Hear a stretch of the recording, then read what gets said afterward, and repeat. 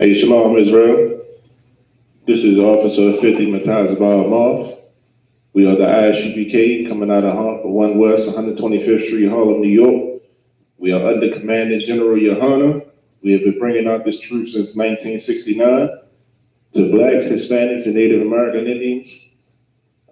Just letting our people know who we are by nationality, and so we can return back to the Most High, keeping His law, statutes, and commandments.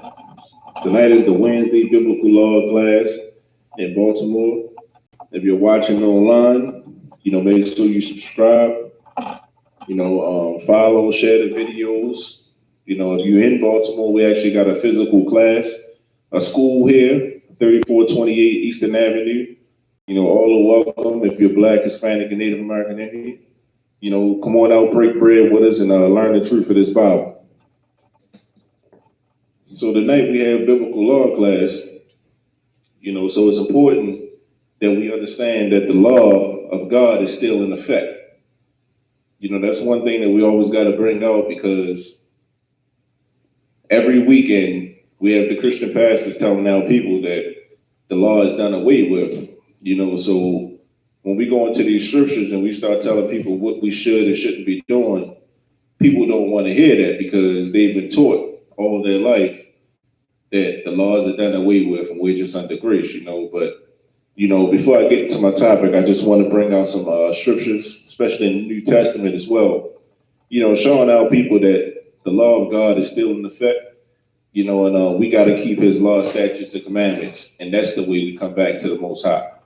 So that's what we're going to be touching on first. If you're online, if you have any questions, any comments, go ahead and put them in the chat. They will get answered. If I can't answer them, we have men above me, that will answer your questions. So if you have any questions, comments, whatever you want to have, just put it in the YouTube chat, and it will be checked. All right. So first of all, we're gonna get into, if I could, we want to find out what sin is. We're going to find out what sin is, because we got to define the thing that we're doing wrong that's putting the Most High against us. So what is sin? We're going to go to 1 John 3 and 4. We're going to go to 1 John 3 and 4. We're going to find out what sin is. Hey, when you get that, you can read that other one. 1 John chapter 3, verse 4. Whosoever committeth sin. Whosoever. That same whosoever is the same whosoever affiliated with John 3:16. We're talking about Israel right now. We're not talking about anybody, any of these other nations. We're talking about the nation of Israel, that whosoever. Keep going. Whosoever committeth sin transgresseth also in the law. Whosoever committeth sin transgresseth also the law. This is saying the law. This is not saying transgress mercy. Because that's what the Christian pastors like to teach us, that we're under grace and we're under mercy right now. This is saying whosoever committeth sin transgresseth also the law. Keep on. And ye know that He is manifested to take away our sins, and in Him is no sin. It's like the way it says, for sin is the transgression of. Hit that again. Oh, hit it again. Slide. For sin is the transgression of the law. For sin is the transgression of the law. This is in the New Testament. We're still talking about sinning right now. So sin is the transgression of the law. So pretty much when you're not doing or keeping this law, that's when you're sinning.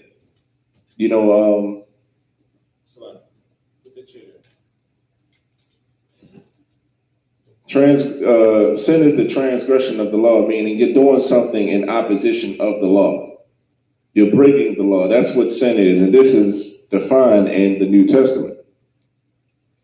If I could, let me get 1 John 5:3, because we're going to understand the Most High has a standard. You know, people always talking about how they love God and how they have a personal relationship with Him. Love is not you saying I love somebody. Love is not something you just say out your mouth. You know, if you love someone, there's something that you should be doing, and this is the standards that the Most High has set up for us. You know, again, for all of the Christians and the pastors, you know, I'm coming out of the New Testament for a reason. I'm coming out of the New Testament showing you that this law is not done away with. You know, everyone says they love God. Everyone say that God knows their heart. You know, but what does God say? How do you know that you love God according to what God's standards are? 1 John 5:3. Brother Kasha. 1 John chapter 5, verse 3. For this is the love of God. For this is the love of God. Right now, the Most High is about to reveal to you something. He's going to reveal to you what the love of God is. So we got to listen carefully. Like, this is what the Most High standards for us loving Him is. Keep going. That we keep His commandments. That we keep His commandments. That means that we still got to do these things that was spoken of in the Old Testament. People consider them the law of Moses. You know, we're still under that law. Right. You know, the grace period that people talk about is just the time period in which we're supposed to get ourselves together. That's not, you know, license to do what we want to do in the earth. That's not license for us to break all manner of sin and be as wicked as we can be and feel like just because we know Christ or we've heard of the name Christ that we're going to be saved. This is not what grace is, you know, for this is the love of God, that we keep His commandments. Any more on that other one? God. And His commandments are not grievous. And His commandments are not grievous. Meaning, like, it's not hard to serve the Lord. You know, when we serve the Lord, you know, we'll say if the Most High is for us, who can be against us? Right. You know, we keep these laws, statutes, and commandments. You know, it brings us and it gives us life. You see what I'm saying?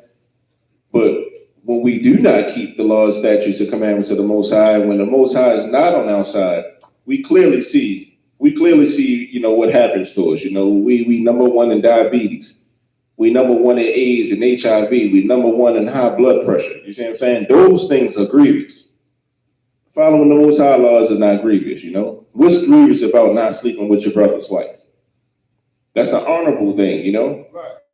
You know, what's grievous about forgiving your brother, you know, for stepping on your shoes or something like that, for looking at you wrong? What's grievous about that, you know? Right. But what is grievous is when you die because of those things. Because you cheated, because you stole your brother's woman, you know, and he comes back and he murders you. That's grievous.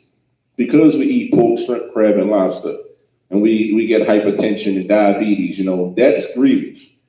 But keeping the law, statutes, and commandments of the Most High is not a grievous thing. And this is what the Most High is telling us, you know.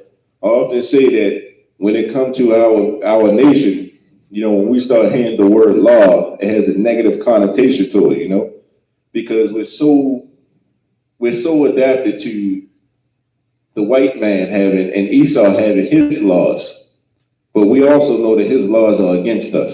His laws are to oppress us.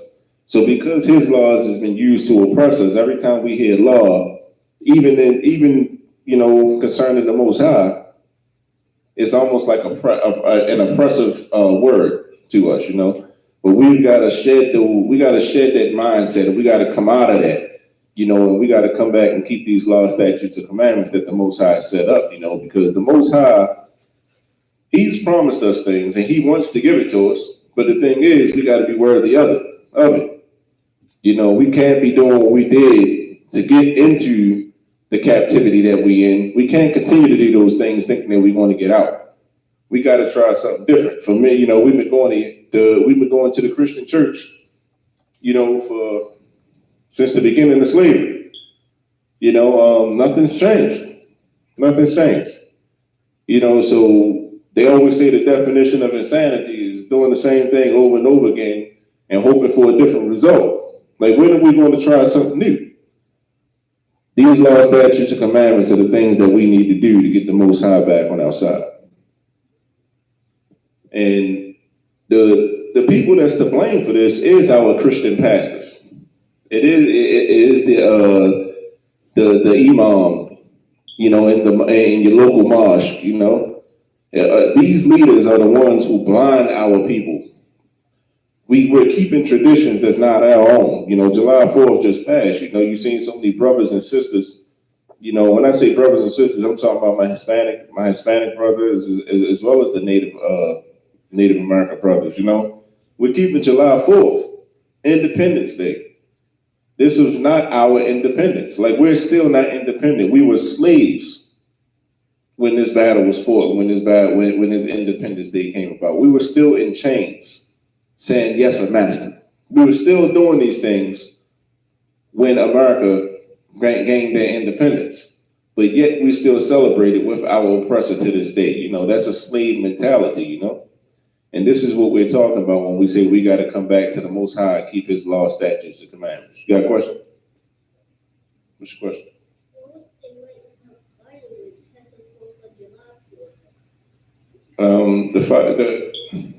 The tradition of fireworks, that comes from representing like the bombs bursting in the air when they was at war and stuff like that, because when they fought the war, you had bombs blowing up and stuff. So it's like the fireworks commemorate that. That's why they do the fireworks on July 4th.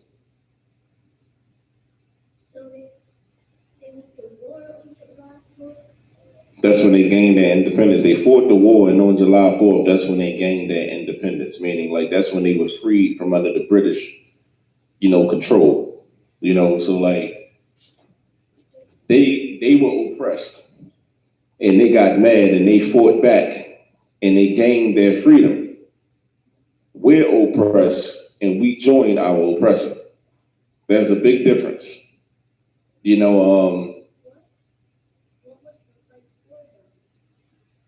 They were being oppressed. They wanted their freedom. Like, the same way we don't live the same lifestyle that other nations live. We have other nations that come into our community who are dirt poor. I always take it from Officer Kawan Palak, especially the Asians coming off the rice paddy. They come right off a rice paddy.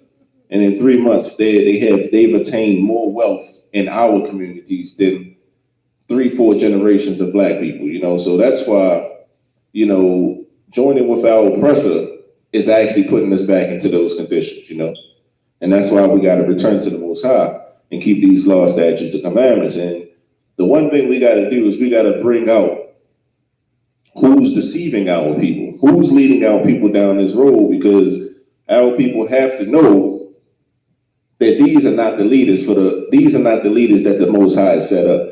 If I could, let me get 1 John 2 and 4.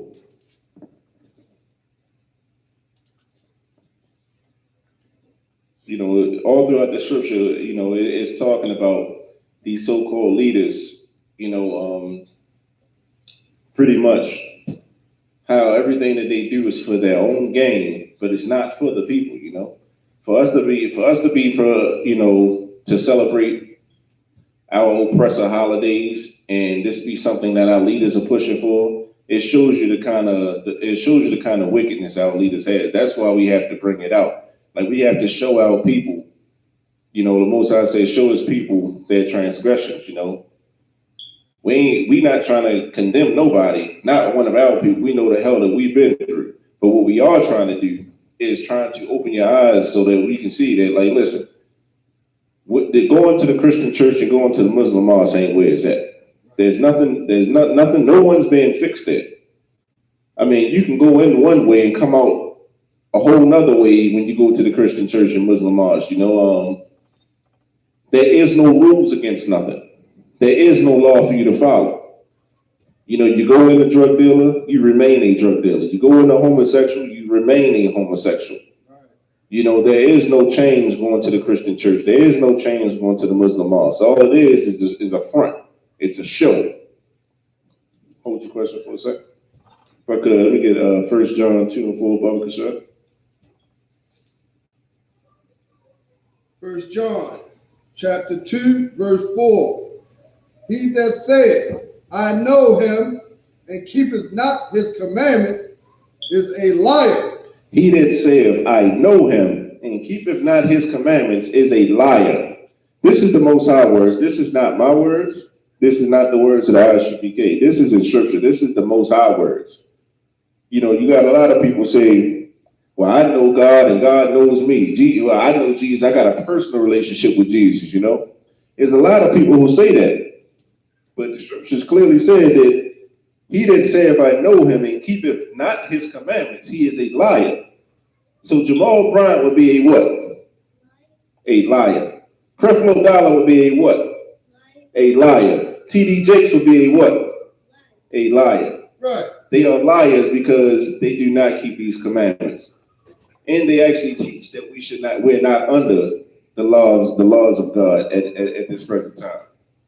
You know, Christ even said it out of his own mouth. You know, it's almost like people don't give the credence to Christ, Yahweh Shai Mashiach in Hebrew. People don't even give him the proper credit because he said it out of his own mouth. But I guess him saying it wasn't good enough, but you still want to be called by his name. You know, it's such a contradiction. You know, in Matthew 5 and 18, if I can get that when you get the chance, Brother Bishop, Matthew 5 and 18. You know, people call themselves by the name Christian, you know, and ideally it's because they're supposed to be following Christ. But the things that Christ said out of his mouth, the people do not follow. You see what I'm saying? They do not keep the law, statutes, and commandments of the Most High. You know, that's why I say it's all a show. You know, going to the Christian church or Muslim mosque is the same thing as going to a club, you know? You're going to get you a song and a dance. You're going to get that money up. And that's about it. Like I said, you came in a homosexual, you're going home a homosexual. Right. That, you know, there is no criteria for change. You know, and that's not what Christ died for us for. Christ did not die for us to remain the same. Christ died because he knew that we could change. Right. You know, and that was the whole point of him doing what he did. You know, he died so that, you know, us being sinners, we actually did have a chance to come back to the Most High and get back in his good graces, you know. But it's been misconstrued and made it seem like as long as we believe in Christ, you know, we have everlasting salvation, which is a lie. The scriptures just called him that. You know, he that said, if I know him and keep his nice commandments, is a what? A liar. Absolutely. Damn right. If I could, you got Matthew 5 and 18 for me? Yeah. I'll get that, Brother Sir. Matthew chapter 5, verse 18. For verily I say unto you. For verily I say unto you. Verily means surely. Like this ain't no, like Christ ain't, what's the word? He's not guessing. Right. Like he's searching of what he's saying right now. For verily, for surely I say this to you right now. Mm-hmm. Keep going. Till heaven and earth pass. To heaven and earth pass. What is heaven? Heaven is the firmament above this earth where the birds fly. That's the first heaven. You know, the earth is the ground that we're walking on. Christ said, "Till heaven and earth pass away." Keep going. One jot or one tittle. Not one jot or one tittle.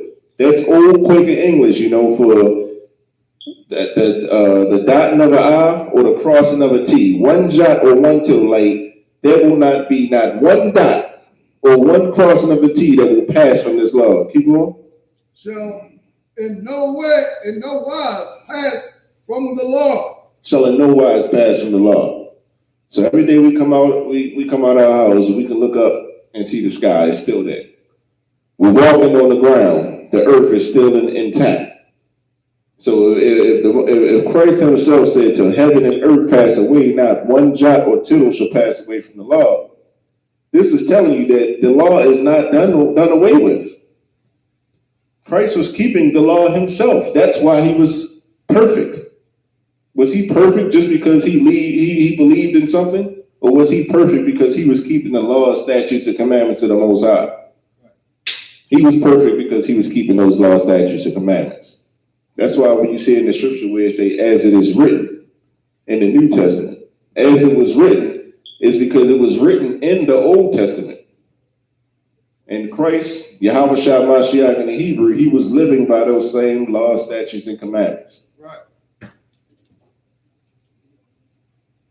And this is important too, because what we've always been taught is we don't have to keep God's law at this time. It's been done away with. But there's certain things you shouldn't do. You know, you shouldn't murder, you shouldn't kill, you shouldn't steal, you shouldn't do none of these things. But the one law that you should keep is the law of tithing. That's the only one that's still in effect. You know, like, hey, listen, we got a tithe, you know. But every other law is done away with. But that tithe money, you know, you got to keep that coming. If you don't tithe, you know, you're a wicked hypocrite. That's what they'll teach you in the church. That you better tithe, you know, you're no good to them. But every other law is done away with in that Bible. You know, this past Sunday and every Sunday coming up. Matter of fact, Wednesday is Bible study in the Christian church. Right now, you have it's a man right now. His wife is being counseled by the pastor privately in his sanctuary. You know, the pastor is sleeping with his wife as we speak. You see what I'm saying?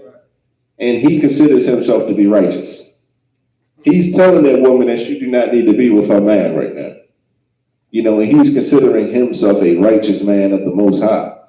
You see what I'm saying? This is why we got to come at the Christian church and the Muslim mosque the way we do. You know, because our people are being destroyed. And like the scriptures say, like they are dumb dogs who can't even bark. Like the sole purpose of them being set up was to guard our nation. You know, from when others came in seeking to destroy us, you feel me? At least we could get warned. Our leaders do not even do that. The Christian pastors, the Muslim mosques, the politicians, you know, they heavily entrenched into this and indoctrinated in this culture of our oppressor that they're scared to open their mouth to even warn us of anything. But the one thing the oppressor will remind them is that they are one of us.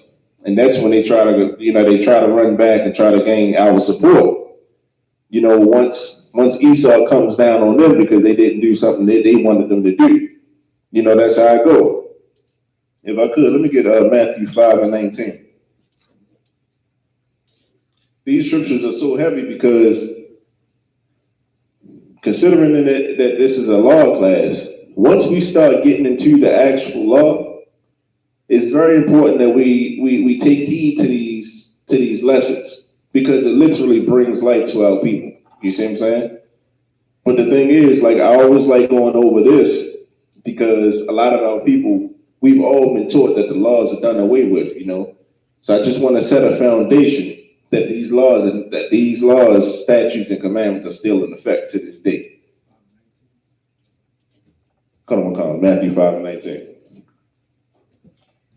Matthew chapter 5, verse 19. Whosoever. That's that whosoever again. Keep going. Therefore shall break one least of slack. Whosoever therefore shall break one of these least commandments. Whosoever therefore shall break one of the least of these commandments. Like, what's one of the least commandments? Like, name a commandment or something that goes against God that people do not see nothing wrong with. Like, go ahead, Austin. Lying. Like, you may tell a law, they call it a white lie.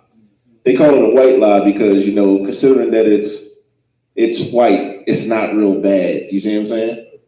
That's why they call it a white lie. Something small is not going to hurt. So lying, what else?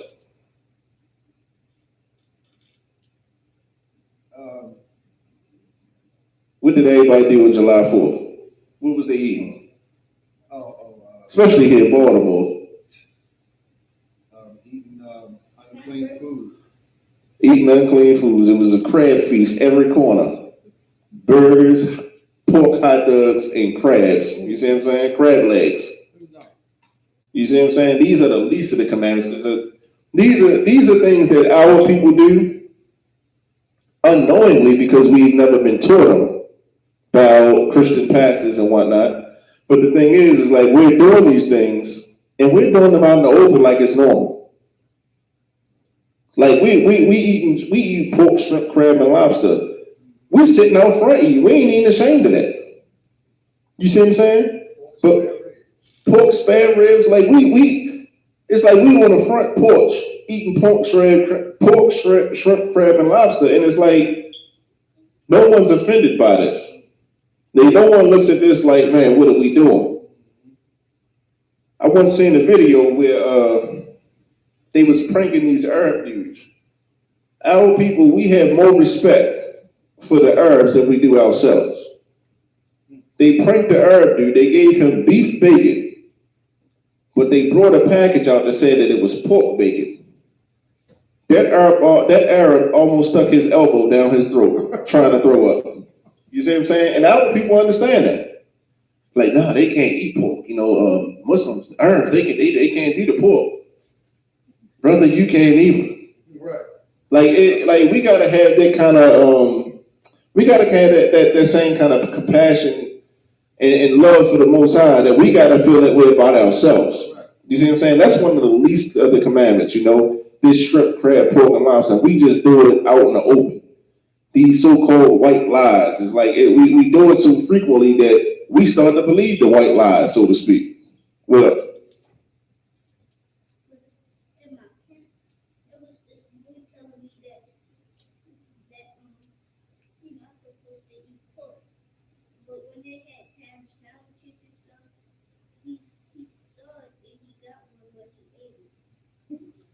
That's how it goes.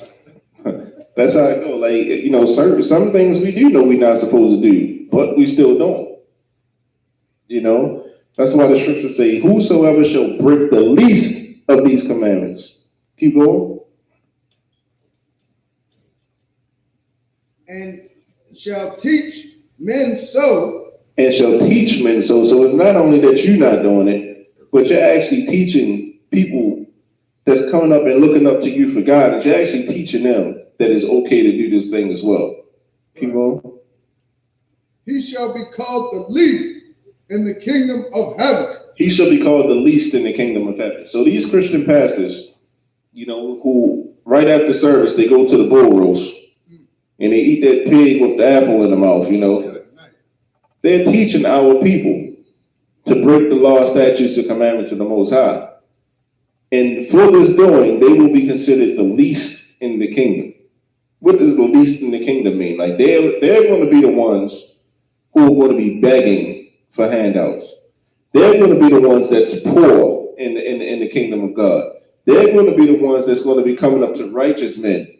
You know, we're going to have to take care of them, but they're going to be the ones, as proud as they are in this kingdom, they will be humbled in the next one. Right. Keep going. Brother Kishore.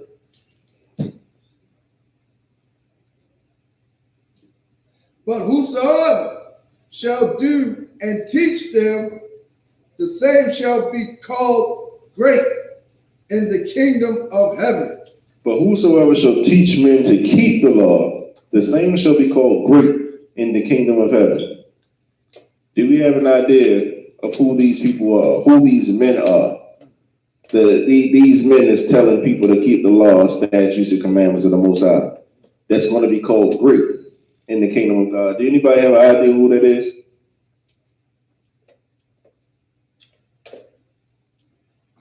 Officer, not so. The mighty men of the ISUPK. That's absolutely right. The men of the ISUPK under Commander General Yohana, right, since 1969. Like, this is not something that we just say, you know, just in passing. Right. Since 1969, we've had strong men come out and tell our people that we got to keep these laws, statutes, and commandments. Right. We've had men lose their life. You know, every week that we go on these corners, we risk our lives, you feel me? to bring out this truth to our people, because we've been commissioned to by the Most High. Right. You see what I'm saying? Like, it's no easy deed to risk your life, week in and week out, and speak to people who hate you, not because you did anything to them, who hate you just because you're bringing out certain things that they need to work on. You feel me? And we all do it. Like, we were all once there. You see what I'm saying? Like, we're still, like, we're one nation, and that's why it don't matter the affliction that we have, in this world. Like, we're oppressed. You see what I'm saying? So, like, coming to this school, Israelite School of Universal Practical Knowledge, like, this is where men get fixed, men get built, women get fixed, women get built. You see what I'm saying? Like, it takes that courage to say, you know what, I'm actually wrong, and you know what, I want to change. And that's the beginning. You see what I'm saying? But it's men who risk their lives to tell our people that we got to come back to these laws, statutes, and commandments and follow the Most High. And these men are the men of the ISUPK. You see what I'm saying? Like, we're not, by any stretch of the imagination, we're not rich. We struggle, but we struggle together. You feel me? Right. But the thing is, in God and in the Most High's kingdom, we won't be struggling then. You understand? Your TD Jakes, your Creflo Dollars, and Jamal Bryants, these particular individuals, who they living good right now, while our people suffer. We're going to be full of wealth in the Most High's kingdom. But the thing is, we won't live like that. We'll actually take care of our people. You see what I'm saying? Because it's under righteous rulership. You got a question? Good? Good? All right, so one last scripture on this. Let me get Proverbs 28:9. Right now, if you're watching this, it's no coincidence that you're tuning in. The Most High is waking our people up right now. It's not a coincidence that you're hearing the words, and you're being told to come back and keep these laws, statutes, commands. It's not a coincidence, though. Don't take it light. Like, what you learn here in the first 3 months here at the Israelite School of Universal Practical Knowledge, you take it back to your Christian pastor, you take it back to your imam. They're going to tell you, shut your mouth and go sit down. They might push you out the congregation. You see what I'm saying? Because the truth shall set you free. And sometimes them putting you out is what we need as a nation. You see what I'm saying? Coming out these Christian churches and Muslim mosques, because they can't answer the question. The information that you're going to learn in 3 months here at the Israelite School of Universal Practical Knowledge will shut down any Christian pastor. Guaranteed. You see what I'm saying? Because this is the truth. If I could, let me get that Proverbs 28:9, Baba Kasha. Proverbs chapter 28, verse 9. He that turneth away his ear from hearing the law. He that turneth away his ear from hearing the law. So, like, if you're hearing this right now, that we got to keep the laws, statutes, and commandments, you like, man, them niggas crazy, man. I ain't trying to hear that. You feel me? Like, you got that kind of attitude. If you got that attitude, here's what the Lord has to say. Even his prayer shall be an abomination. Even their prayer shall be an abomination. So if you hearing these words, but you looking at us like we crazy, we this, we that, and the third, I ain't trying to hear that nonsense. They talking about keeping the law. They think they perfect. Who they think they is. You got that kind of attitude, but then you want to go and pray to the Most High, but you don't want to do what He told you to do. He will not hear your prayers, and they will be an abomination to Him. Meaning, like, it's going to be disgusting. You see what I'm saying? Like, as a nation, this is our strength. This is our power. You see what I'm saying? You can't disrespect the power and then go to Him in your unrighteousness. It just don't work that way. Like, the Most High has given us these laws, statutes, and commandments to keep, so we can get back in good graces with Him, so we can live. If we telling each other that we can't keep the laws, statutes, and commandments, you'll never be perfect, it's okay to sin. If we're teaching each other that This is the same thing we got punished for. Like, why should the Most High be on our side? Any good father, once your son or your daughter rebels against you and they do what they go against what you're saying, he has to punish you. If he doesn't, he's not a good father. The Most High is perfect in what he's doing. We're the ones who are not perfect. So because we're not perfect, now we gotta look at each other in the eye and say, listen, man, we gotta do something different than what we've been taught. We actually gotta do something to show the Most High that we love him, you feel me? And he already gave you the criteria. We went over it earlier, but this is the love of God that we keep his commandments. We gotta do these things, man. Keep these laws, statutes, and commandments. This is how we come back to the Most High. Any questions online? For Rhonda Smith, she says, Salaki, sir, I asked you. You can answer first. Cool. She says, Salaki, sir, my cousin would like to know when the Awashah said to break bread, when and who should you break bread with? When and who should you break bread with? Man, come into this ISUPK, man. This is who you should be breaking bread with. When should you be breaking bread? We hold classes Monday through Friday from 7 p.m. to 9 p.m. On Saturday from 10 to 12, we got the Sabbath. Come break bread with us. You see what I'm saying? Like, don't break bread. Like, we got to work in this kingdom. We work around our oppressors all the time. But when we get off that slavery, that's it for us. Come home and break bread with your people, man. You see what I'm saying? Come break bread with these, your Issacharite brothers, who the world call them Mexicans, but they are Issacharites. Your Puerto Ricans. You see what I'm saying? Come break bread with your brothers, your Haitians, your Jamaicans. That's who we should be breaking. We should be breaking bread with each other. When should we do this?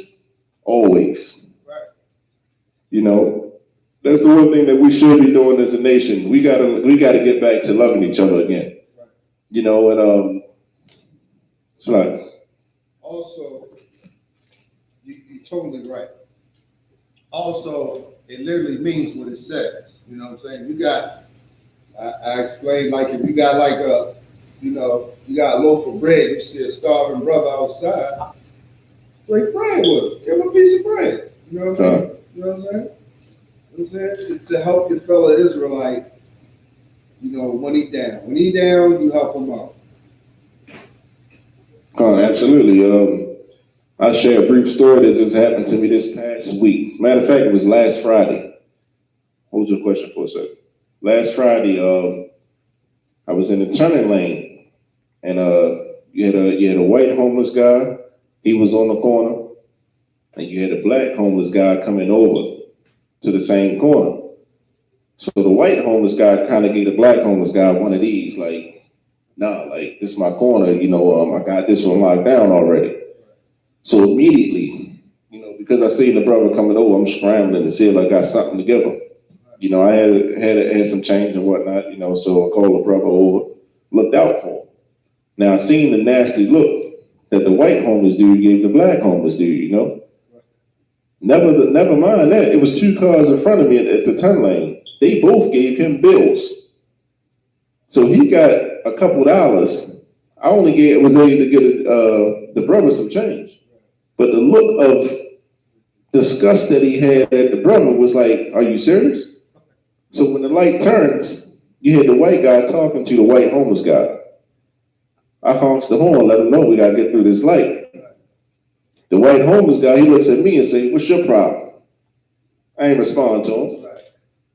I ride by, he smacks the mirror of my truck.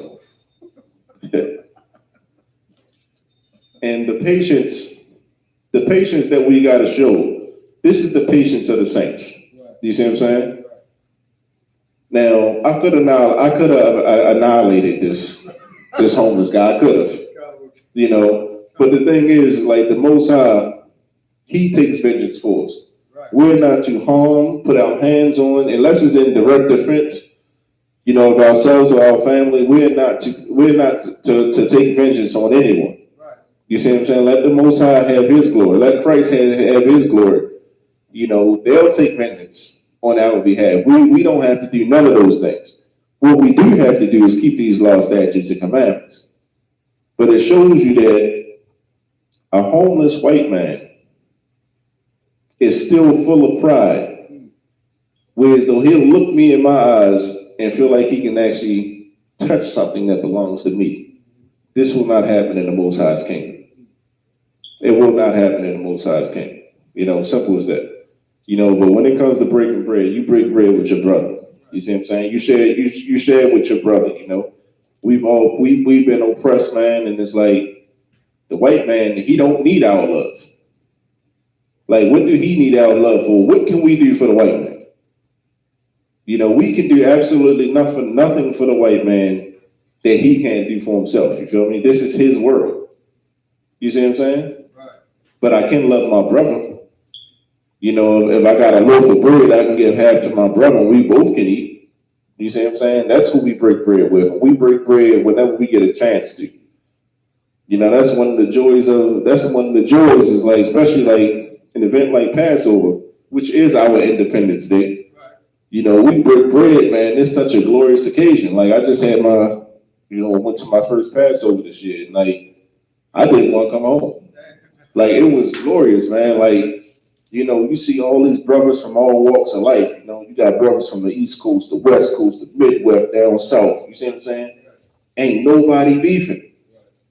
Ain't no ill looks towards each other. Ain't no who you repping, ain't none of that. It's all love. You see what I'm saying? Like, that's something that we as a nation, we have not experienced with each other. You feel me?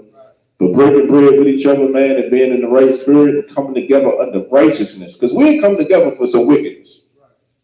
We ain't come together for a million-man march. But when we come together for righteousness, that is a sight to behold, man. Like, it's so glorious to see us in our right spirit and how we're dealing with each other, the sisters in order, the brothers in order. You see what I'm saying? Like, it's such a righteous thing to behold, So that's who we should be breaking bread with. Austin, question?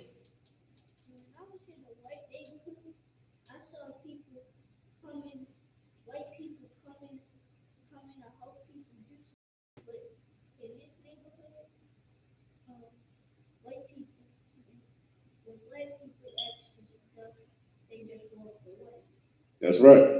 That's because they don't want to help us, That's the true spirit of it. When they got an audience, that's when they try to give us handouts. I say a gift spoils the heart. You see what I'm saying? Like, when they got an audience, it's easy for them to do it because they want to look so harmless and so giving. But the truth behind it, like the scripture said, as sure as iron rusteth, so is his wickedness. You feel me? Like, that's the one thing that you can count on, that he is a wicked person. You see what I'm saying? So like, we're not fooled by his trickery, his deceitfulness, him being the devil that the Bible speaks of. We're not deceived by that. All right, so I'm gonna the last class I had, we went into the dietary laws. The different foods that we can and can't eat. And I'll do a brief recap on what we started already. We came out of Leviticus 11 and chapters, and the verses 1 through 12. It's pretty much spoke on unclean and clean land animals as well as ocean animals. And there's a criteria. There's a criteria for what we can and can't eat on the land and what we can and can't eat out of the ocean. Now, Austin, I'm gonna see if you remember what the criteria for the land animals are. What makes a land animal clean?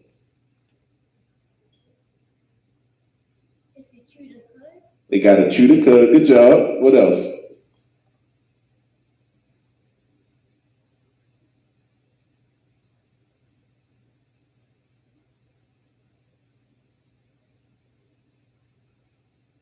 You forgot that one. That's cool. I'm gonna come back to you. So for the land animal, one thing that the young man said, we gotta cheat that a land animal must chew the cud. Chewing the cud is like it's pretty much when an animal when he digests his food and he regurgitates it back into his mouth and eats it again. That's called chewing the cud. So the animal, that's one of the criteria that an animal must have in order to be a clean animal, for clean land animal for us to eat. Grass. He got to chew the grass, regurgitate it, eat it again. That's chewing the cud. Good. Don't pigs chew the cud No, pigs, no, they don't chew the cud. But hold on, the criteria is they got to chew the cud, they got to be cloven footed, and they got to part the hoof. They got to part of the hoof. That's the criteria for the land animal. So they got to have that split. They got to have that split in the middle of their hoof. That's the criteria, for a land animal. So you asked about a pig. A pig has a cloven foot, but it do not chew the cud. So because it doesn't chew the cud, is it a clean or unclean animal? It's an unclean animal. Good job, man. Clap that up for the young man. All right, so that's the criteria that we discuss concerning the land animals. But you also have a criteria for animals and fish that you find in the ocean and in the sea. What is the criteria for a clean animal in the ocean? You gonna try this one, us? Go ahead. They gotta have fins and scales. Good job, man.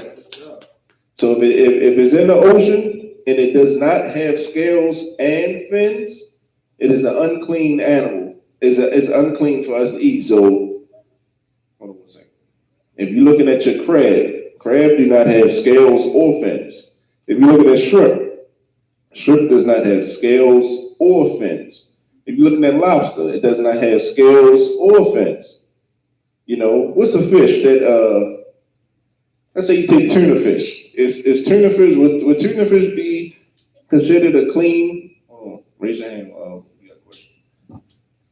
Would tuna fish be considered a clean or unclean fish?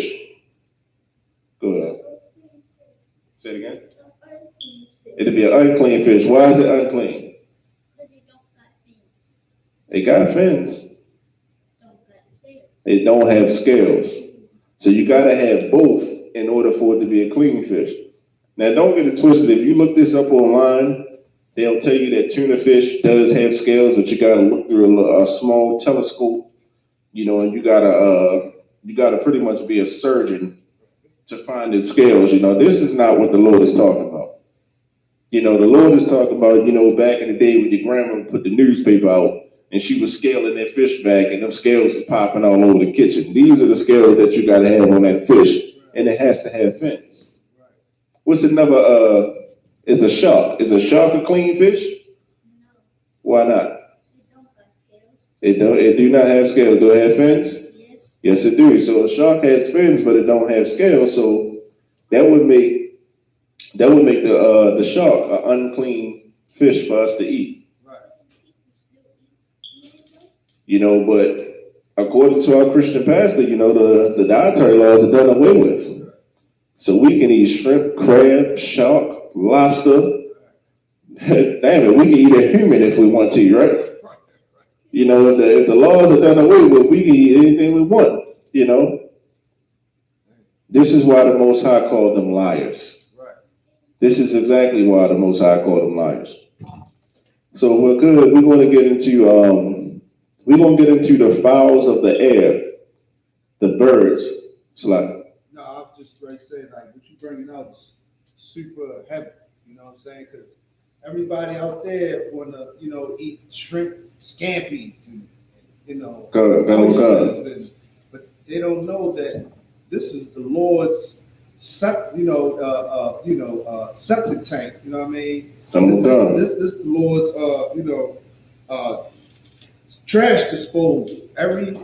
Every feces, every dead animal or whatever, that's what the shrimps eat. That's what the clams eat. That's what the crawfish. I see so many crawfish. They actually look like roaches. God, that's what they are. Sea roaches. Right. And crabs, that's a Baltimore favorite here, crabs. Huh. They all eat dead meat and feces or whatever come at the bottom. That's the way the Lord cleaned up. The Lord don't have a vacuum cleaner on the bottom of the sea. So this is what these animals are. These animals can give you all types of,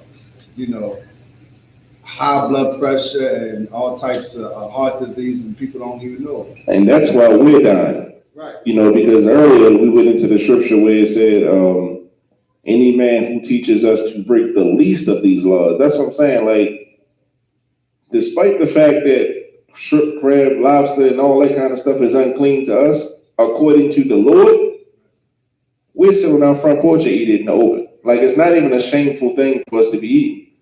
And this is why the Most High was saying, like, you got to keep this entire law. You got to keep all these law, statutes, and commandments. You can't pick and choose which ones.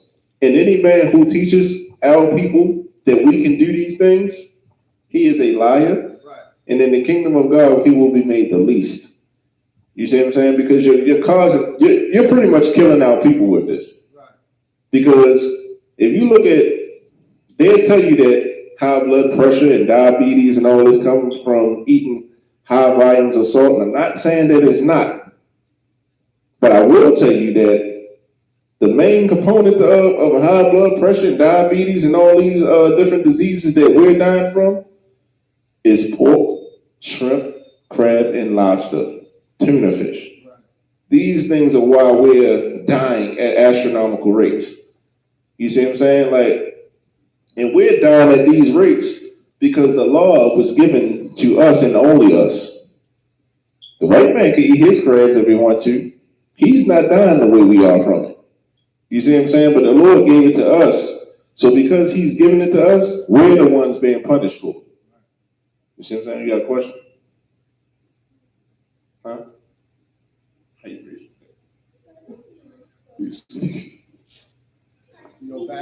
Back in the day, they had, like, in tuna fish, they had, like, dolphins on the side of it. Because he was eating dolphins. The tuna with the dolphin. And they the same family. They both unclean fish, So it's like, they feed us dolphin, tuna, and or shark. You feel me? Right. At the end of the day, it's the same thing to them. Right. So now we're gonna get into some of the birds that we can and can't eat. What's the criteria for the birds? That's what we're going to get into now. So we're going to continue in Leviticus 11, and we're going to start in verse 13. Leviticus chapter 11, verse 13. And these are they which ye shall have an abomination among the fowls. These are the which ye shall have an abomination among the fowls, meaning these are the ones that the Lord is saying you are not to eat. You're not supposed to put in your belly. You understand? Keep going. They shall not be eaten. They shall not be eaten.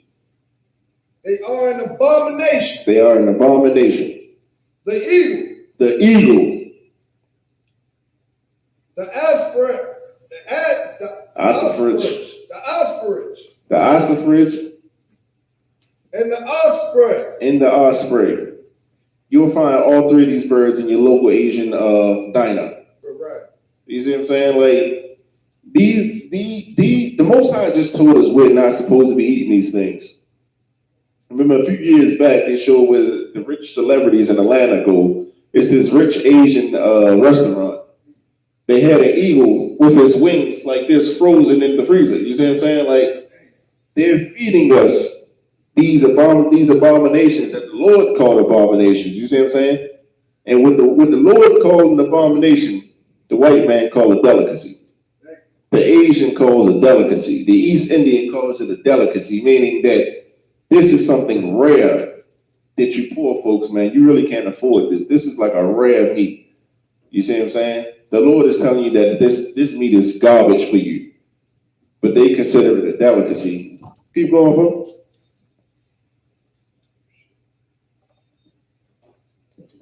The vulture. And the vulture.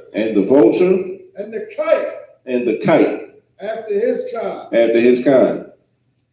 Every raven after his kind. Every raven after his kind. If you keep reading all the way down to, I believe it's verse 19, it'll give you a whole list of different birds we're not supposed to eat. And, flat out, these birds are scavengers. The same purpose that the pig has on the land to clean the land. Like, you could put anything in a pig pen, and you could put a human in the pig pen, that pig will eat it. You see what I'm saying? Right. You go in the ocean, all manners of waste, all manners of whatever you have it, the crab, the shrimp, the lobster, that's what they do. They eat it because they keep it clean. That's why when you come here to the Baltimore Inner Harbor, that water looks just like mud water, you feel me? It has nothing filtering the disgust that's in it. Right. Because all the crabs and all the shrimp and all the lobster have been taken out of it. And it's being served, across this city like it's going out of style, which it is. They're actually going and getting crabs and shrimp from different places and putting it back into the ocean because they've been taking so much of it. That's why if you go to like places like Jamaica or Florida or something like that, you can see so far down into the water. You come here, you can't see past, you put your hand in front of your face underwater, you won't see it. You see what I'm saying? It's so mucky and dingy. You see what I'm saying? That's because we're eating all of these things that the Lord has told us they're an abomination, just like these birds. Good question. Who was taking the crabs and stuff out of the water? They got different fishermen. They call it crabbing. They call it going shrimping. Where they actually take big nets. They take big nets on these boat trips. They go out and they grab as many as they can. You see what I'm saying? Good. Like in the movie of Moses, when they were putting the nets in the water. Yeah, I don't know what they was putting nets in the water. It's probably something off or something like that. But like, you'll see certain fishermen and stuff like that. They call it crabbing or shrimping. They actually go out and catch these things, on the regular too. So these are the birds that we cannot eat. Keep going in Leviticus 11, verse 21. Leviticus chapter 11, verse 21. Yet these may ye eat of every flying, creeping thing that goeth upon all fours, which have legs above their feet, to leap upon the earth.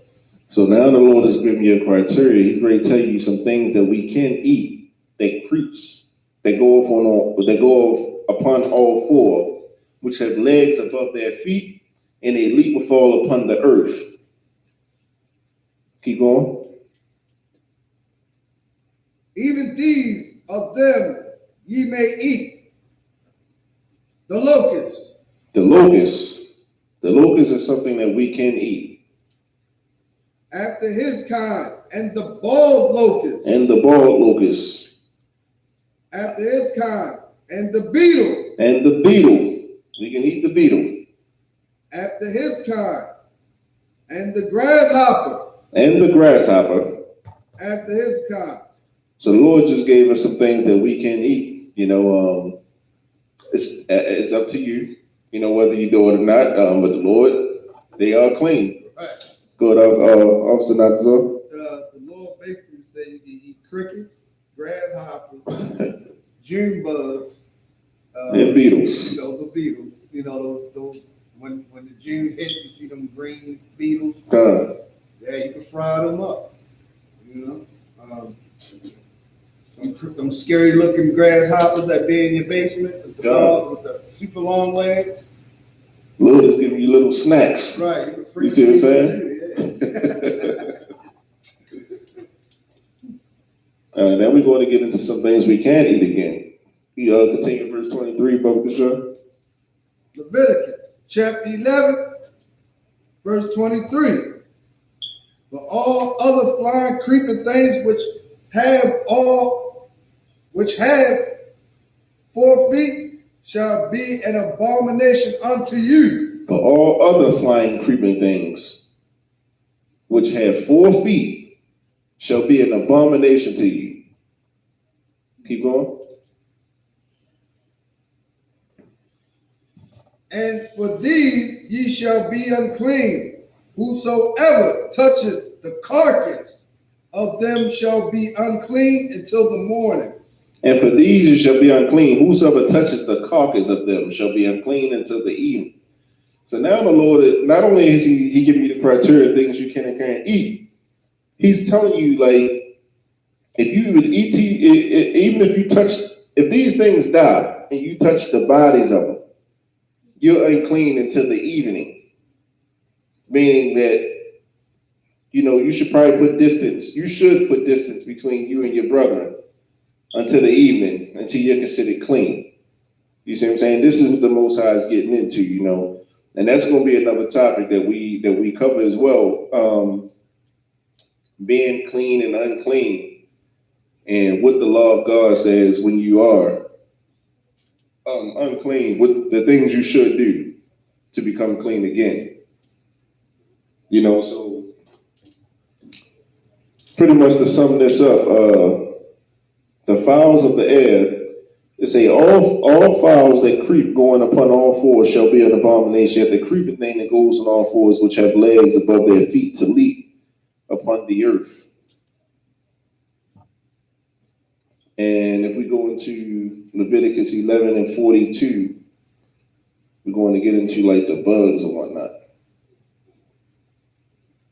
Read it. Come. Leviticus chapter 11, verse 42. Whatsoever goeth upon the belly, and whatsoever goeth upon all four, or whatsoever has more feet among all creeping things that creep upon the earth, them ye shall not eat, for they are an abomination. For they are an abomination. Whatever goes upon the belly, and whatever goes upon all four, or whatsoever have more feet among all creeping things, like you see them bugs and stuff, they got like 10, 12 legs and whatnot, we call them daily long legs and all that. We're not supposed to eat those things, And furthermore, if we was to kill certain, like, let's say you take a roach, and you kill that roach, and it makes contact with your flesh and whatnot, you're now unclean until the evening. You see what I'm saying? And this is something that's important because the Lord is very clean. And he expects us to be clean, because we represent him. You see what I'm saying? These other nations, they do not have cleanliness laws. You see what I'm saying? But the Most High, the whole idea of bathing comes from Slack. All right, chill. What you doing? You gotta have a seat or go to the bathroom. All right. Yeah, so when it comes to the Most High, these other nations, they don't really bathe. Like that's not something that's their culture. Like you got Esau, who is the white man, he bathe only when he sweat. You see what I'm saying? So in the wintertime, good night. You see what I'm saying? He ain't bathing. They get up, they put water on their face, and get fully dressed in 2 minutes. You see what I'm saying? That's how they get down. You figure, well, I ain't sweat. What I got to bathe for? No, that's not our culture. The Lord say, when we do certain things, man, we got to bathe. We got to do certain things in decency and order, And that's one of the other topics that I wanted to touch on tonight. It's a lot of, it's some things that, because we haven't been taught it, we do certain things that are abominations to the Most High.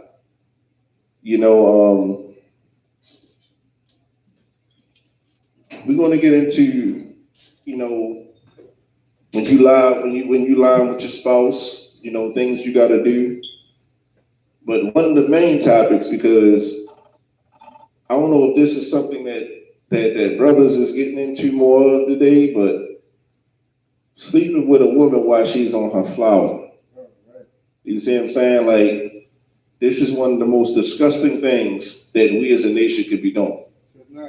You see what I'm saying? So we're going to go over these things, and we're going to see what the rules, we're going to see what the laws and the rules concerning these unclean acts and situations are. You see what I'm saying? So if I could, let me get Leviticus 15, verse 19. Leviticus chapter 15, verse 19. And if a woman have an issue, And if a woman have an issue, keep going. and her issue in her flesh be blood. And her issue in her flesh be blood. Now, you know, you don't have to know old Quaker English to understand what this is talking about. If her issue in her flesh be blood, keep going. She shall be put apart 7 days. She shall be put apart 7 days. Meaning, like, you know, back in the day when a woman came on her flower or came on her cycle, this was a time period in which the Lord was allowing her body to cleanse itself. You see what I'm saying? So if she came on her cycle, she was considered unclean for 7 days. For 7 days. Keep going. And whosoever touches her shall be unclean until the evening. And whosoever toucheth her shall be unclean until the evening. Now we're going to go into, we're going to read about some other things that can make you unclean in dealing with a woman who's on her cycle within those 7 days, you know. So we're going to take this one all the way down to verse 28. Leviticus chapter 15, verse 28. No, we're going to go from 20 down to 28. Okay, we're going to read the whole thing. That's a lot. Okay. And where was that? Verse 20. Wow. Verse 20. In Leviticus chapter 15, verse 20.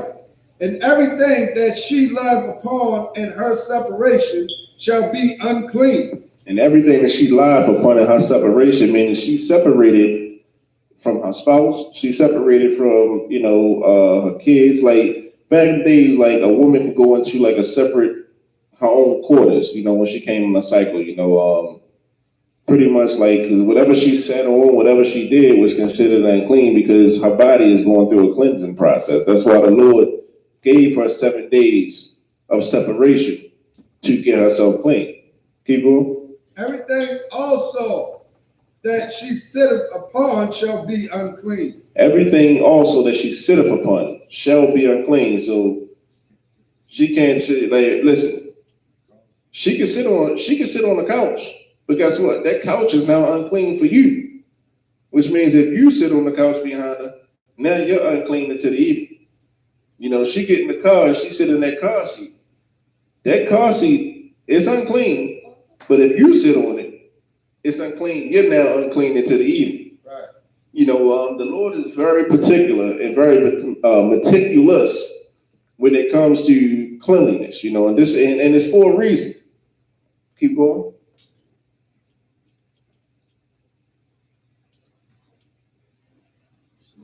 Verse 21. Verse 21. And whosoever touches her bed shall wash his clothes and bathe himself in water and be unclean until the evening.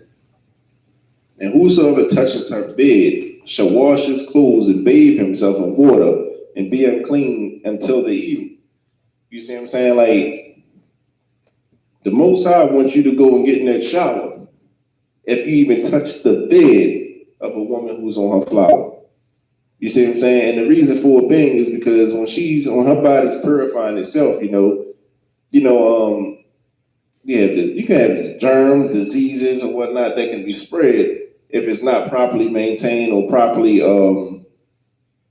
taking care of it. If she's not doing what she's supposed to do correctly, things like diseases and germs could transfer from person to person. You see what I'm saying? And the Lord he's pretty much like what's the quarantiner. She's being quarantined right now. Right. That way she doesn't have a chance to get no one else sick. Right. That way she doesn't have a chance to pass anything on to somebody that they shouldn't have. You see what I'm saying? So the Most High is even saying if a woman is in her bed and she's on her flower, if you touch that bed, you're now unclean until the evening. Keep going. Verse 24. And if any man lie with her, and if any man lie with her at all, and her flower be upon him, he shall be unclean 7 days. And if any man lie with her, if any man sleeps with her, and her flower be upon him, he shall be unclean 7 days. The Most High is not with this. You understand? Like, that's like a trendy thing. Like, you hear dudes talking about, like, they call it getting red wings. They getting red wings, you feel me? I mean, they sleeping with women while women are on their cycle. You see what I'm saying? Like, the woman is already unclean for 7 days. But if you sleep with a woman that's on her cycle, you're now unclean for 7 days as well. And this is very important because these things are plaguing our people. You see what I'm saying? Like, if you look at the disease rates, the STDs and things like that, in our community, it's ridiculous. But these are the certain things that's going on within our nation that the Lord told us not to do. But since we're doing it, this is why we're being plagued with it. Keep going. He shall be unclean 7 days, and all the bed whereon he lieth shall be unclean. And all the bed whereon he lieth shall be unclean. So the whole bed is unclean. Those 7 days that she's on her cycle, the bed is unclean. But when he comes into her and he lies with her, he's unclean for 7 days as well. Verse 25 is going to get into a woman who may have like some kind of issue. She may have a woman issue or something like that where she bleeds a little over her normal 7 days. Because to my knowledge, a woman don't bleed the entire 7 days, starts clearing up or whatnot. But for women who bleed a little longer, they may have a female issue or whatnot. You feel me? The Lord has provisions for that as well. We're going to get into that in the next verse.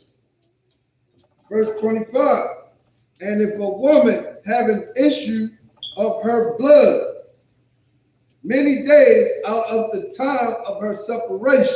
The time of her separation that the Lord gave her was 7 days. So this is when it says out of the time of her separation, meaning if she has an issue outside of, and is lingering past those 7 days, this is what the Lord is telling us. Or if it run beyond the time of her separation, all the days of the issue of her uncleanliness shall be as the days of her separation. She shall be unclean. So pretty much like if she having an issue, with her body, pretty much as long as she's got this issue, she is considered unclean. If it goes past 7 days, if it's 8, 9, 10 days, she's unclean. However many days that this issue is persistent. This is what the Lord is saying. Right. Keep on. We're going to go down to verse 28. Verse 28. But if she be cleansed of her issue, then she shall number to herself 7 days, and after that shall be clean.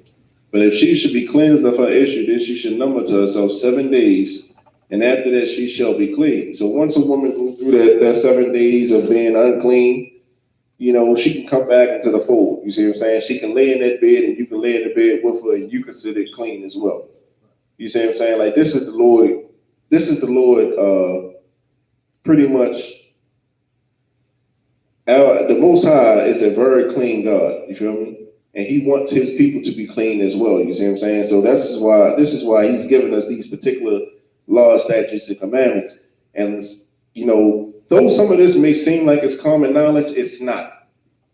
You see what I'm saying? This is the reason why we have a law class. You feel me? We have to understand what the Most High expects of us. You feel me? And it deals with any issues. You see what I'm saying? So a lot of our people have never heard this before. That's why I say, you got brothers and sisters who they getting down and they getting busy while the sister is on her flower, you feel me? And when that's the case, she's considered unclean for 7 days. He's unclean for 7 days because pretty much what you're doing is like her cycle is to cleanse her body of all of the, pretty much dead things that's working its way through, and you're entering that. You feel me? This is why you're unclean. This is where diseases, certain bacterial things going on. This is where these things arrive from. This is where you can get STDs, you can catch HIV, AIDS, you can catch all these things from sleeping with a woman while she's on her cycle. If you let me get Leviticus 15 and 31. Leviticus chapter 15, verse 31. Thus shall ye separate the children of Israel from their uncleanliness, that they die not in their uncleanliness when they defile my tabernacle that is among them. Thus shall you separate the children of Israel from their uncleanness, that they die not in their uncleanness when they defile my tabernacle that is among them. Pretty much saying, it's not a sin to be unclean. It is not a sin. But the thing is when you're unclean, stay in your quarters. You should not be coming up to the Sabbath service, or you shouldn't be coming to Passover, if you're unclean. These type of things, like if you are unclean, the Lord is telling you just stay home, and He's giving you a period of separation. That way you can become clean again. So being unclean itself is not a sin. But what you do after you're unclean could be considered a sin because you're violating what the Most High has told you to do. And this is why this law class is so important. It's very imperative that we get up on these laws, statutes, and commandments because, like I told you, it literally brings us life. And the Lord is truly against, men sleeping with women that's on their cycle. Right. We all know that when a woman's coming on her cycle, when she's about to come off her cycle, that's when she's really, what's ovulating. I think that's the word they use, ovulating. So her hormones are raging, and a lot of times brothers do not resist that. A lot of times brothers want it. You understand? So what does the Lord say about this? Let's get Leviticus 18, verse 19.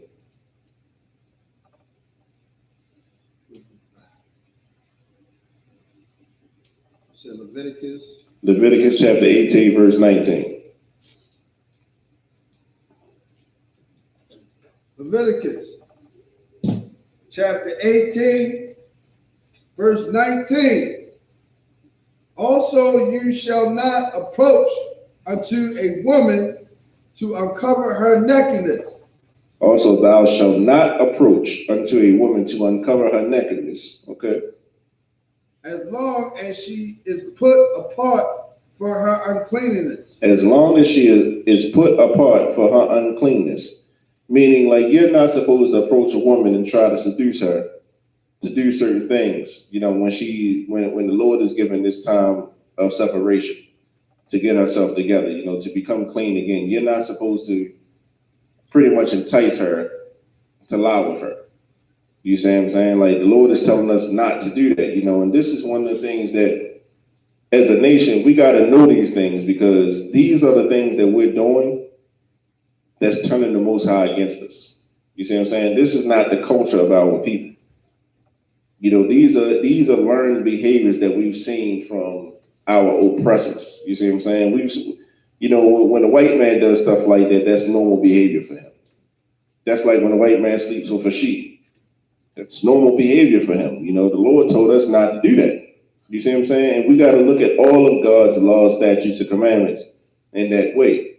You see what I'm saying? When the Most High tells us not to do something, it's for a real good reason. You see what I'm saying? And He's telling us not to approach that woman. You know, don't seduce her.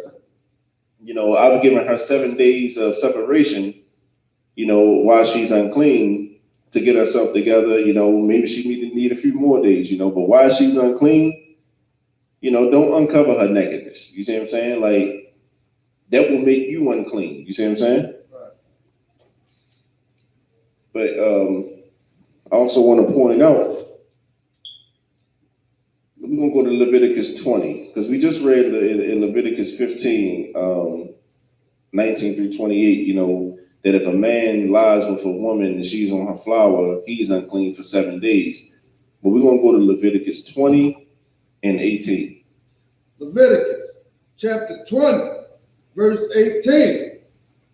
And if a man shall lie with a woman, And if a man shall lie with a woman, having her sickness, and shall uncover her nakedness, he that discovered her fountain, and she hath uncovered the fountain of her blood, and both of them shall be cut off from among their people. so he had discovered her fountain. And the Lord is so poetic to you. Like, I just wanted to point that out. You know? He has discovered her fountain, and she has uncovered the fountain of her blood, and both of them shall be cut off from among the people. Earlier, it said that, you know, if a man lie with a woman and she's, you know, pretty much on her cycle, he's just unclean for 7 days. Now the Lord is saying that he's cut off from his people. What's the difference here? Like, is the Bible contradicting itself right now? Like, and mind you, this is the law class tonight. So what's going on in these two scriptures? You know, in one scripture, the Lord is saying, like, you lie with this woman and she on her flower, you are unclean for 7 days. But in this scripture, he's saying if a man should lie with a woman having her sickness and she's on her flower, him and her shall be cut off from among their people. What is the difference?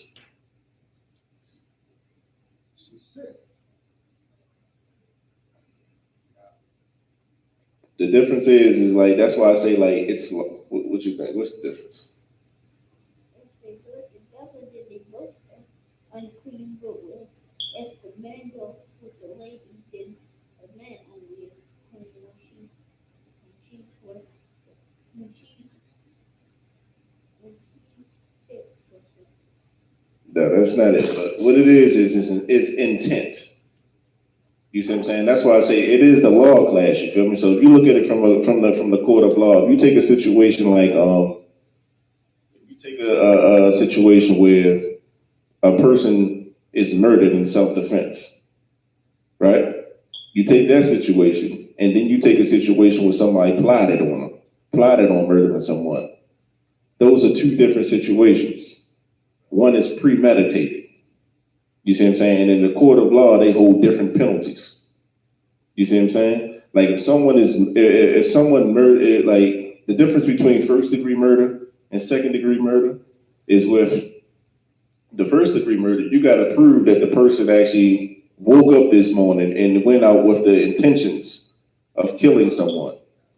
Second degree murder is like it was happen chance. Something happened, a situation occurred, and someone was murdered. You see what I'm saying? This is pretty much what's going on in these scriptures. You see what I'm saying? You sleep with a woman, you don't know she's on a cycle. You know, the Lord is saying you unclean for 7 days. You see what I'm saying? Like, yeah, you know that. You know? But if you clearly know that this woman is on her cycle, and you're like, man, I'm ready to get my red wings today, the Lord in times past will cut you off from the nation. You see what I'm saying? You will no longer be a part of this nation, you know? And this is important for us because right now we're supposed to be practicing. We're supposed to be rehearsing for the kingdom. You see what I'm saying? Like the things that we're doing right now under this white man, we will not be doing in the kingdom of God, you feel me? But the thing is, we gotta know what the law is. That's why it's so important for every brother and sister to get up into this ISUPK, man. You know, because the Christian pastor ain't teaching this. You see what I'm saying? That's because he getting his red wings too. You know what I mean? That's one of the things where, you know, I speak with, I've spoken with many brothers. And when I say, listen, nah, I can't do that, like, you know, lady unclean, man, I can't do nothing, you know, I'm down or whatnot, you know. What you talking about? Nah, man, that's when you're supposed to get it. You see what I'm saying? Like, that's the mentality. You see what I'm saying? Like, you know, the mentality is like when she's on her cycle, man, that's when you go hard at her. You see what I'm saying? That's when you go and get in her. You see what I'm saying? Like that's what this society and this culture allows us to do. You see what I'm saying? But in the Most High's kingdom, this will not be going down. You see what I'm saying? People get cut off. People were getting the penalty for this was getting cut off from the nation. You see what I'm saying? So even though a woman's hormones are raging, you know, at the time, right before she comes on a cycle or when she's ready to come off it, but if you haven't satisfied this separation period, you are technically considered unclean. And if you're considered unclean, you are not to lie with your man. You see what I'm saying? And your man should understand that. He should respect that. You see what I'm saying? And for a man, if your woman is on her cycle and you like, man, I don't see no spot, I don't see nothing, what's up? You feel what I'm saying? No, count them days down. You see what I'm saying? Right. Count them days down, man, because you're going to be considered unclean. And like I said, we're rehearsing for the kingdom of God right now. We're keeping these laws, statutes, and commandments now because while this kingdom is still reigning, the Most High is building His kingdom right now. You see what I'm saying? Also, not the You know, the kingdom of heaven, that's going to be like a woman's vacation. You know, she come on the thing. Look, baby, go to the Bahamas for 7 days. You know what I mean? You know what I mean? I got this. You go and get a little spa, pedicure, and all that. She got a week off for 7 days. And the Most High understands, like, that's the thing, like, the Most High understands that a woman needs that separation period. You see what I'm saying? Because the women come on that flower and they don't want to go to work. They don't want to have to get up and drive an hour to go to work and then sit there all day and then you got to keep running back and forth to the bathroom. You hoping that don't nothing show, things of that nature. The Lord understands this. The Lord is giving you 7 days to get yourself together. You see what I'm saying? But the kingdom that we're in won't allow that. That's why this kingdom is so wicked and so evil. You see what I'm saying? A woman that comes on her cycle, she should be separated and in her own quarters for these 7 days. Like Officer Nottis all say, you know, in the Most High's kingdom. You see what I'm saying? Like, hey, you about to go to Bahamas for 7 days, get yourself together, you know, leave all your unclean things over there. You see what I'm saying? Come on back. It'll be a vacation. It'll be a week of vacation for her. You see what I'm saying? But in this wicked kingdom, a woman comes on a flower, she still got to get up and go to work. She still got to take care of the house. You see what I'm saying? Not knowing that in our poverty and in our oppression, her being unclean is making everybody else in the house unclean. Right. You see what I'm saying? But this is the way of the oppressor. That's why I say, you know, when the wicked bear rule, the earth mourns.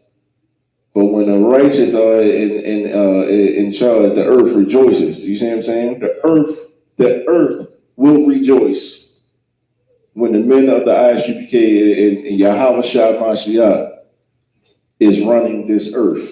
Right. You see what I'm saying? Everyone will rejoice. You see what I'm saying? Because this wicked bastard will not be running this earth, any longer. But that's why it's so important for us as a nation to come back to these laws, statutes, and commandments. You see what I'm saying? Like, it's so important for us to be in these classes. If you're listening to this, it's very important that you take heed to these lessons because, like I'm gonna say, it literally can save your life. It's not a metaphor. It's not something that's like, far off or something like that. Like, you keeping these laws, statutes, and commandments will give you life. You see what I'm saying? It's a lot of brothers who died or who had diseases that they couldn't get rid of because they never heard what we just brought out. You see what I'm saying? It's a lot of sisters who got STDs and things of that nature, HIV, AIDS, you name it. It's a lot of sisters and brothers who pretty much lost their life because we were never taught the law, statutes, and commandments. And that's why earlier in the class I went over, I went over speaking against these Christian preachers and these imams and these Muslim mosques because they supposed to be the religious leaders teaching this. Like, this is knowledge that our sisters and brothers should have at youth. You see what I'm saying? Right. But we 30, 40, and 50, and 60, and 70 years old, and we've never heard this. You see what I'm saying? This is in the Bible. But because we've been taught that the law, statutes, and commandments are done away with, we feel like we ain't got to follow none of this stuff. You feel me? Like the Lord don't know what he's talking about.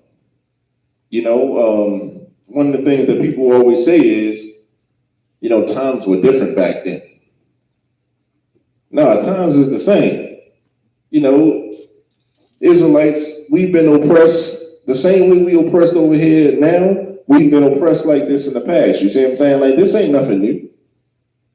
The same hardships we have now, they had back then. You feel me? Nevertheless, we still got to keep these laws, statutes, and commandments of the Most High. And it's important for us to do so because the Lord wants to give us this kingdom. Like, it's not for us to be on the bottom of all these nations. It's not for us to be, last in everything. We gotta borrow, beg, and get on our knees for every little thing that we need. We gotta go to Esau, the East Indian, for toilet paper, for toothpaste, for God knows everything. You feel me? We can't make a sandwich with spinach on it. You feel me? Without going to one of these nations and get it. You see what I'm saying? Right. Like, this is not how we should be living. Question? What's up?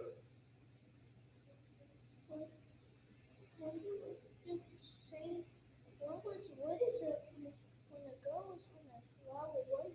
What is he talking about the flower? I'll explain it to you later.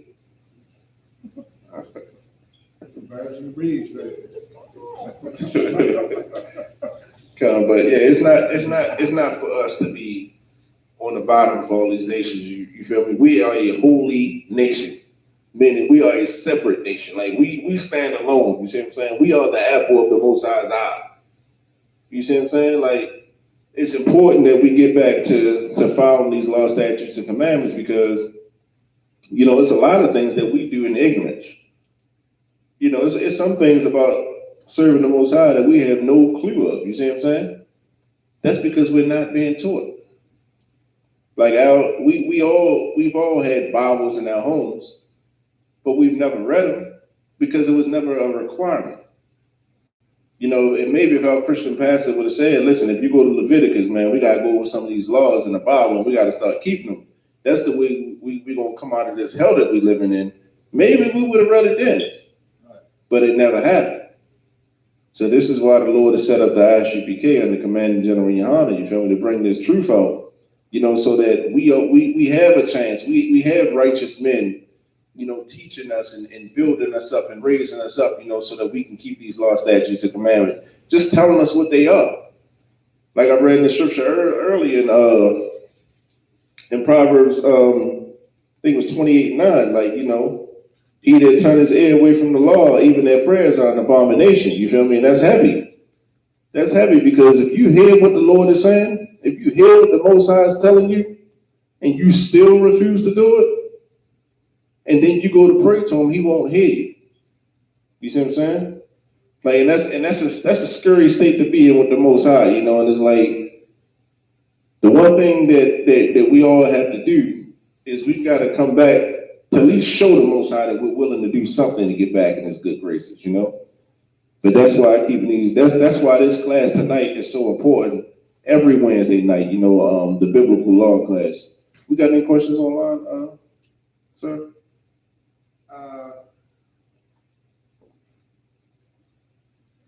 Okay, Ron Smith says, Salakia, my neighbor would like to know where Yahweh from 13 until where was Yahweh from 13 until 20?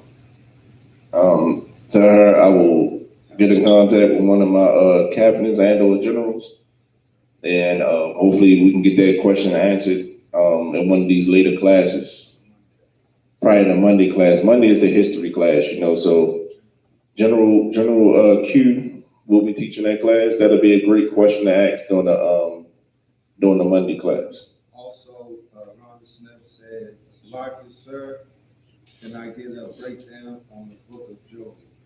Changing no verse. That's a whole book right there. Could you see if she is a particular verse or scripture? I'll wait for a response to that, but that's the only question. The book of Job is a heavy book in itself. You see what I'm saying? Like, Job was himself called a perfect man. You see what I'm saying? Right. Like, Job was a strong brother, man. It's like the book of Job is one of those books that when you truly get the essence of it, that's one of those books where now you got something that you can judge yourself by. Right. You can govern yourself like how we always say you gotta govern yourself. You see what I'm saying? Like, check yourself. To point out first and foremost that the Most High was bragging on Job. Mm-hmm. He bragged on Job, like, you seen my servant Job, like, that's my man. You see what I'm saying? Like, everything that Satan pulled out everything he had. You see what I'm saying? According that the Most High allowed him to do to him. But Job never turned his back. He never turned his back on the Most High, even when his own family did. Even when his wife told him that it was better for him, to curse the name of the Most High. Job never did it. You feel me? That's why I say, like, Job is a good book because it lets you know that you're going to have to be a warrior. It's going to be warfare in this life. You see what I'm saying? Like, you're going to have to war for this kingdom. You see, Satan is going to test each and every last one of us. He's going to get to the people that's closest to us, and he's going to try to take us away from this truth. You see what I'm saying? The book of Job is a great illustration, not only of the trials that Job went through, but it's also a good example of what the Most High wants to do for us. You see what I'm saying? Like, he gave Job everything. I think it was 7 times over. Job was already a wealthy man, but because he stood with the Lord gave him everything 7 times, sevenfold. You see what I'm saying? Which is a beautiful thing. But this is what the Most High wants to do for us as a nation. Job was just one man. The Most High wants to do this for our entire nation. You see what I'm saying? And that's why these laws, statutes, and commandments is so important.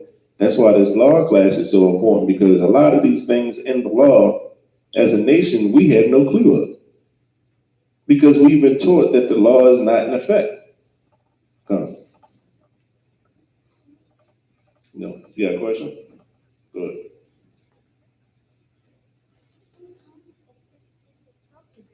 Say it again. Is it talking about? Speak up. Is it talking about what? Yeah, the disease infection. What you talking about? You said effects. Is it talking about if you get a disease or something and it affects you? Is it talking about that one? I'm not sure what you asked. Give me 1 second now. Did she have she said the why. she ain't no chapter verse that she wanted? She said the why. Bringing that. Oh, yeah, underbar. Cool. Yeah, but that's why these law, statutes, and commandments. So don't let these preachers, don't let your great aunts and grandmothers and great uncles, tell you that all you got to do is love God and love Jesus in your heart and say his name and stuff, and then you're saved. Don't let them tell you that these laws, don't let them tell you that these laws, statutes, and commandments are done away with. Because they're not. You see what I'm saying? Like, we got to take this kingdom, you feel me, by force. Like, meaning it's not going to be easy. It's not going to be, this is not an easy walk in a sense of, you just start following God, everybody going to love you. No. When you start following the Lord and you start doing what the Most High say, you're going to realize that there's a lot of people who are going to hate you. There's going to be a lot of people that's going to distance themselves from you because it's going to be like, you're a cult. You're in a cult right now. Your mind is being taken from you. You're following a man now, you feel me? But the thing is, that's why we have the shirts. I am a cult leader. You see what I'm saying? Because contrary to what the earth believes about ISUPK, we are keeping the law, statutes, and commandments of the Most High, you feel me? Everyone else outside of here is a part of a cult. A real cult. You see what I'm saying? That's why, so many of our people are turning homosexual. So many of our people are turning, doing all manners of wickedness, you feel me? Because these are things that's been placed upon our people by our oppressor, and it's been appropriated by our Christian pastors and priests and Muslim mosques. I was not so. They said we're a better cult than the Christian church because we're going to answer your question.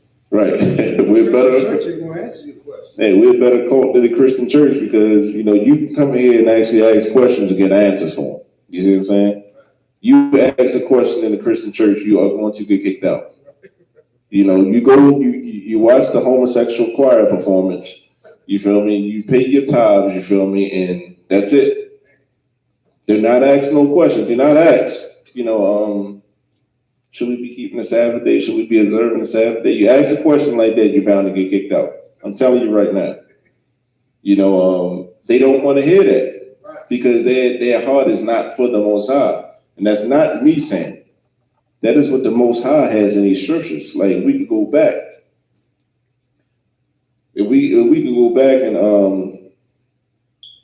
to First John 2 and 4, where it say, he that saith, I know him, and keepeth not his commandments, he is a liar. Like, the Most High is calling these pastors and these imams, he's calling them liars because the things that they're saying out their mouth, you feel me, is totally against them. You see what I'm saying? You got pastors and preachers that's hitting the gay parades. Right. You see what I'm saying? Saying that it's okay for two men to lie with each other. It's okay for two women to lie with each other. You feel me? They're taking kids to these homosexual parades. You see what I'm saying? Right. And then saying that the kid got a choice. This is what the Christian pastors and preachers are doing. You see what I'm saying? This is why we got to come out against them the way we do. You feel me? That's why that's why it was on me to bring out the dietary laws and why they're so important, because we're dying at astronomical rates right now because we're eating the things that we eat that's against the Most High. They'll tell you, like, you shouldn't have this much salt intake, you shouldn't have this much sugar intake, but it's okay to eat crab legs, it's okay to eat shrimp, it's okay to eat that pork. You see what I'm saying? It's not okay. You see what I'm saying? But somebody got to tell you. That's why the ISUPK was set up. Under Commander General Yohana, we got to actually say, like, listen, this is against the Most High. This is not what the Most High wants for his people. But we're dying from these things. That's why the dietary laws are so important. Not keeping the traditions and holidays of our oppressor, the July 4th. Right. The Easter's, I don't even know what Labor Day represents, but it's a day off, for me, so I'll take it, but I don't know what it represents. But you got your Valentine's Day, your New Year's, all these other so-called holidays of our oppressor. We'll celebrate them, not knowing that the Most High has his own high holy days, which symbolize, which is for us. You see what I'm saying? Like, it's one thing for us to celebrate something that has nothing to do with us. And then there's another thing for us to celebrate something that the Most High has set up as a memorial for us to remember what He's done for us. You see what I'm saying? Like this is why keeping these laws, statutes, and commandments is so important. You see what I'm saying? We're gonna get more into that as well. Like in later classes, we're gonna get into like more of the high holy days and stuff like that, what they mean and what they represent, and why the Lord has these days. You see what I'm saying? Because they're for the nation of Israel. If you're Black, Hispanic, or Native American right now, you're watching this, the Most High has called you for this. You see what I'm saying? Don't turn your ear to this. You see what I'm saying? Don't just watch and say, oh, that sounds this, that, and the third. You feel me? Next thing you know, you go back to doing what you was previously doing. Don't do that. You see what I'm saying? Because the one thing that we trying to do is we trying to get back in the good graces of the Most High. Our righteousness are counted as filthy rags, but the least we can do is show the Most High that we're making attempts to love Him, to serve Him by keeping these laws, statutes, and commandments. You see what I'm saying? Like that's why it's so heavy and it's so important for us to be in this ISUPK. And like I said, like if you haven't subscribed to we had a new channel. It's ISUPK Be More MD. You see what I'm saying? Subscribe to that channel, follow the classes, ask your questions. If you're in the Baltimore area, if you're not, and you want to visit, we have a school, 3428 Eastern Avenue. This is where we at, Monday through Friday. We hold classes from 7 p.m. to 9 p.m. And on the Sabbath, which is from Friday sunset to Saturday sunset, that Saturday morning from 10 to 12, we are in class. You see what I'm saying? Come break bread with us. Come ask your questions. Come learn. You see what I'm saying? Come learn what it is to serve the Most High and feel this brotherhood. You feel me? Like this is what we're called to do as a nation. So with that, I just want to say Shalom. We are the Israelite School of Universal Practical Knowledge. We are under Commanding General Yohana. We come out of 1 West 125th Street, Harlem, New York. We've been bringing this truth out since 1969. You see what I'm saying? Showing out people, what these laws, statutes, and commandments can do, the brotherhood and the unity that it brings, by keeping these laws, statutes, and commandments. This is what we have to do as a nation to return back to the Most High. Let's build and let's grow in unity in righteousness, though. You see what I'm saying? Like we come together for unrighteousness. You feel me? We've seen it. We've had 1 million men come together to march twice, and it has come to nothing.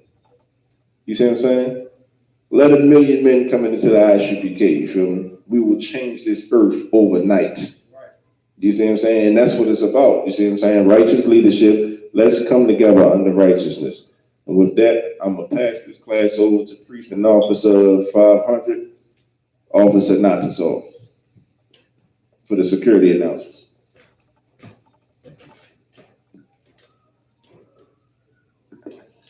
Excellent class, huh?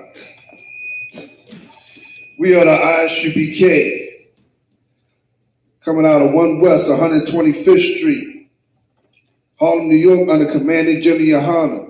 New rules for the brothers and sisters. When a brother and sister comes into the school, they are off limits for 6 months. They are to be saluted only. They are here to shed themselves for the world. After 6 months, if a brother or sister have an interest in a particular person, he or she must get permission from their head to speak to a brother or sister. There's another 6 months in which the brother or sister will court each other. After the 6-month period, the brother or sister will get permission from the head to marry. Tithes, which is a commandment. You can find this in Numbers 18 verse 21 and Malachi chapter 3 verse 8 through 10, which means 10th in Hebrew and is pronounced ma'ashera. 10% of every penny of any increase the Lord gives you, give to the treasury department or teacher. Priest fund, free will offering from priests, not mandatory. Whatsoever amount you would like to give. Upcoming holy event, we got the blowing of the trumpets coming up soon, and also we have the Chicago Cookout. Chicago Cookout on the 25th of this month. Check your school for further details. Remind every Akium and Aquathium to check on social media such as ISUPK.com, Facebook, Twitter, YouTube, and so on for ISUPK events and material. If a brother wants to be a trooper in the school, then he is to start wearing all black, which includes black boots, shirts, pants, headbands, or scarf. And with that, we're going to give one courteous salute to the teacher.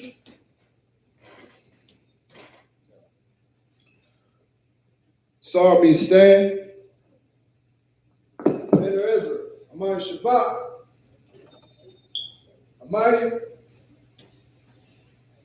Barak, Yahweh Shemah Shabrak Thug. Yahweh Shemah Shabrak Thug. Yahweh Matah, class dismissed.